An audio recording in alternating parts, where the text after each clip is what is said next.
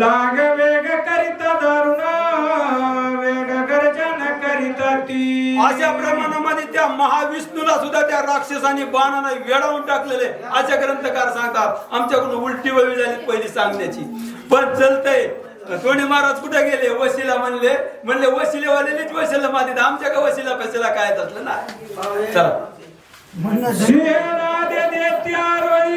हात घासिती भुतळी मनती बाळी रे बळी विडायळी काळ्या वगेही.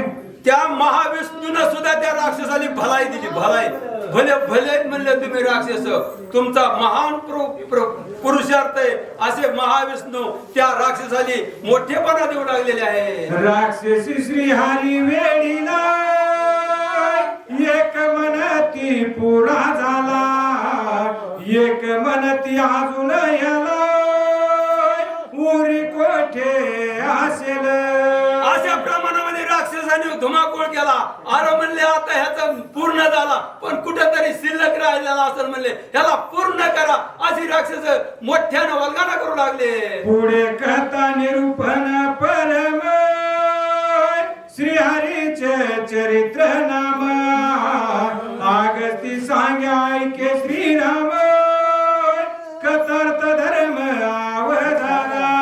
अशा प्रमाणामध्ये आता या आद्यातली कथा संपली. आता पुढच्या आद्यामध्ये कथा अशी गोड निघणार आहे. अगस्त्य मुनी प्रभू रामचंद्राला कथा ही आतापर्यंत सांगितली, एके व्यक्तीने त्याचा उल्लेख केला नाही. ही कथा आतापासून झाली. ही अगस्त्य मुनी प्रभू रामचंद्राला पूर्वीची कथा सांगतात. या माऊलीनं थोडं सांगितलं, आम्ही पलीकडली कथा सांगतो म्हणून.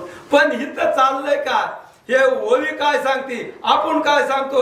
आपल्याला जर नाही कळलं तरी दुसऱ्या कोणतरी माहिती घ्यावं लागते, नाही तर मनानं घोडं पळवायला जमत नाही. नारदाची गादी या असं. आता पुढच्या आद्यामध्ये अगस्त्य मुनी प्रभू रामचंद्राला गोड कथा गोड रामायण सांगणार आहे. एका जनार्दना शरण श्रीराम उत्तरकांड पावन वदनी वक्ता श्री जनार्दन कथानुसंधान तीरमे.